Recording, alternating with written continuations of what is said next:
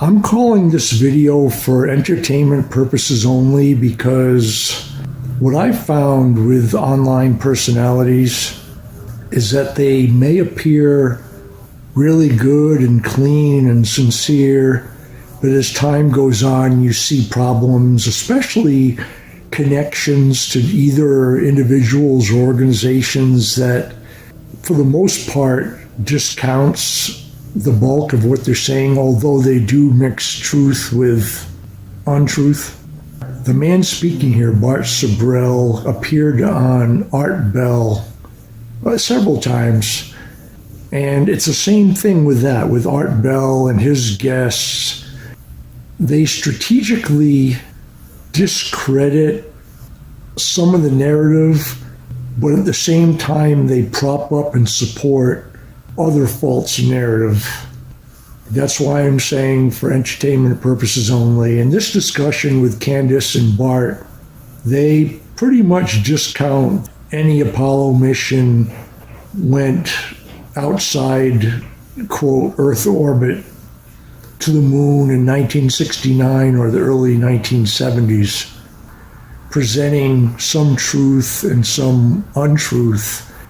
Bart specifically talks about things in space and how it is up there and out there and what they've seen and different records of different things. So you can see what I'm saying. I like Candace Owens, although I cannot subscribe to her. I just don't like the connection she has, and she does have the Christian cross behind her. But honestly, does that mean anything? No, it really does. It doesn't mean anybody's any better or any worse than anybody else. Have a good week, everyone. All right, guys, let me give you a little scenario. Let's say you took your kids to Disney World, okay? Get back from Disney World. It was a great trip. You had a great vacation. And then one of your friends says, I don't think you actually went to Disney World. Did you go to Disney World? And you said, yeah, of course, I went to Disney World. And he says, would you swear on the Bible that you took your kids to Disney World? You probably say, yeah, you're being pretty weird, but I would swear on the Bible and say I took my kids to Disney World. You probably wouldn't punch them in the face because you would just think they're being weird. It's a very strange thing when you talk about the topic of the moon landing to see people get so incensed over it. I realize this. I've never been a person that believed in the moon landing. It's always just felt a little foolish to me, talking on the moon. Yeah, here we are. I don't know, in 1969, we had basically nothing technologically, and then we sort of just stopped going after a period of years during which our government really wanted to distract us from some stuff that they were doing overseas. I don't know. I'm not a big believer in it.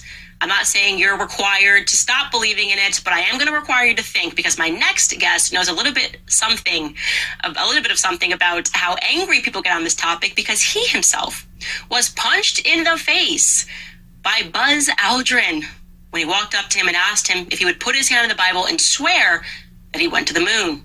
He got socked pretty hard. His name is Bart, and we are so excited to have him joining us today. Welcome to Candace.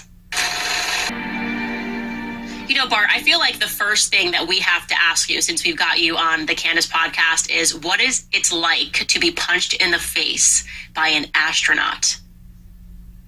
Well, he's got really good reflexes. I didn't see it coming. He's got a good punch. It knocked me back, and it gave me a toothache for about 3 years. And, no way. Yes, and then someone said, why didn't you sue him? And I thought, to be quite honest, I thought about it. But it's amazing how everything is in the ancient text, which says, if someone strikes you on one cheek, offer them the other one. I thought, rats. So you absolutely must take my audience to the lead up of this moment. Like the person, everyone's heard the story, like someone who went up to Buzz Aldrin with a Bible and said, put your hand on the Bible.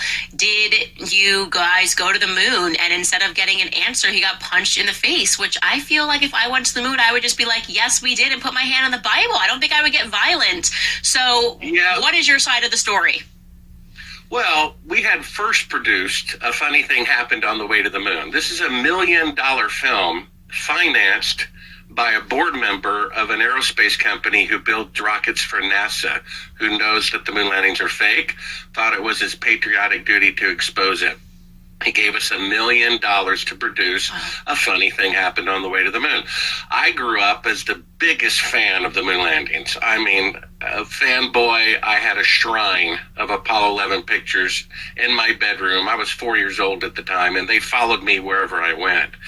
But I had an open mind. And I met a guy who worked at NASA who said it never happened. I'm thinking, oh, I never thought about that. And when I became a filmmaker whose job is to make fake scenes look real, I'm like, these are definitely shot with electrical lighting. It's pretty easy to prove that that's the case. And so I was producing the film under the theory it might be true that they faked it.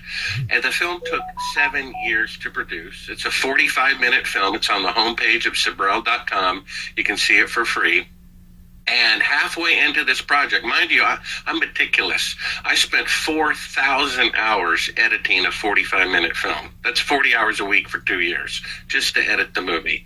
Halfway into the film, you see, the way I looked at it, Candace, is if they faked the moon landing, they're more likely to have made a mistake the first time they faked it.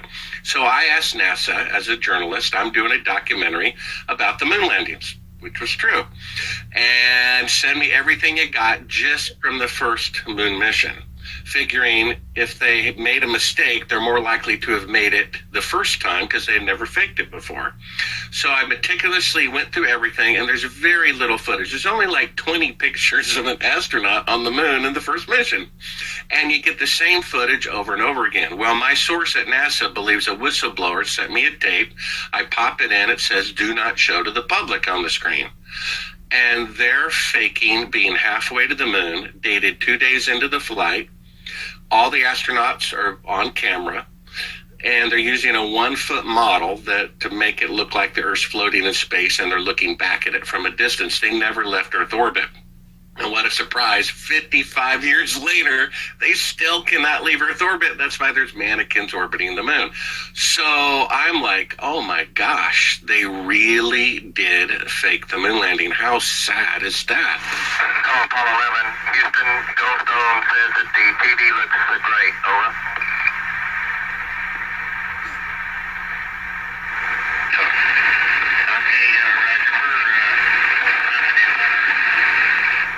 Okay, so what we're seeing here on the right-hand side is allegedly the Earth floating in space.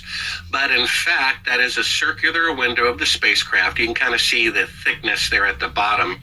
And they've moved the camera at the back of the spacecraft, and they turned out all the lights. And you're seeing part of the Earth outside of a circular window. But it looks like the Earth floating in space from a distance.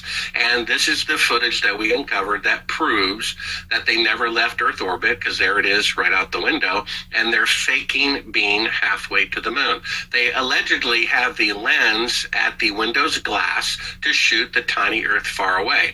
But when we show the final clip, you'll see that the camera's at the back of the spacecraft. All these segments we got were unedited. They only showed about 10 seconds of this to the public.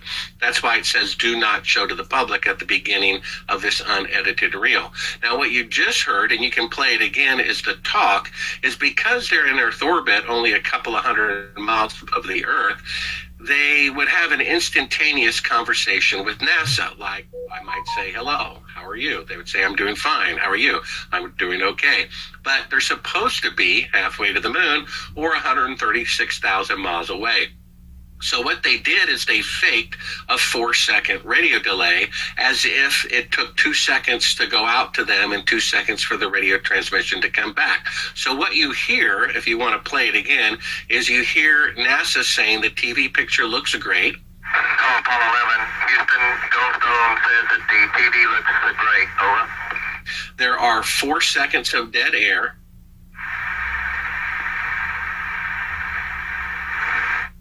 And now you'll hear the CIA prompting them to speak after the 4 seconds.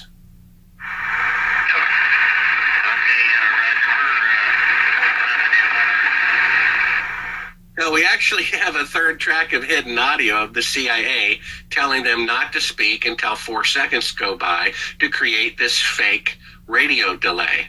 Now, if you go to the next clip, this is where Neil Armstrong lied. Roger, Houston, Apollo 11. Calling in from about 130,000 miles out. And so go ahead and freeze it there. So he just lied. This is the part that's in all the NASA reels. He claims he's halfway to the moon, but what you're seeing is really a circular window of the spacecraft with the camera back. If that were really the Earth floating in space, the lens would have to be at the glass, right? But it's actually at the back of the spacecraft. All the lights are off, and you're seeing a circular window in the foreground, outside of which is completely filled with the Earth and low Earth orbit. They even insert a little crescent piece of material into the window to make it look like the Terminator line between night and day. Now, if you go to 3913, and of course, all this is viewable on the homepage of Sabrel.com, you'll see the outtake. Go ahead and play this. And this is the part that really gets you. You can dim down the audio if you want. So basically, this is the outtake. We have the unedited reel. That's why it said don't show to the public at the beginning. And here they are removing part of the transparency in front of the window and part of the special effect. That's a work light inside of the spacecraft. And then the lights come up and you see that they're in Earth orbit all the time. And we're using a 1 foot model of the Earth using the circular window to fake being halfway to the moon. So you see, that was the circular window the entire time. So you can play that again. It's really